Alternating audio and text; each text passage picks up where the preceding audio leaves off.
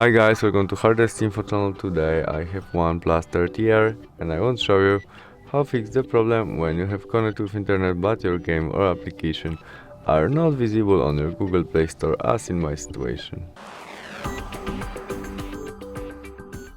To fix it, go back to the main menu, tap on your photo on the right corner and there choose Settings, where we have Family and Parental Controls. As you can see, now we have page 3. To visible game or applications Mobile Legends game, we need more than page 3. To change it, tap on it, enter your connect pin to your parental controls, and we can easily change it from page 3 to maybe allow all included underrated, confirm by got it, and save.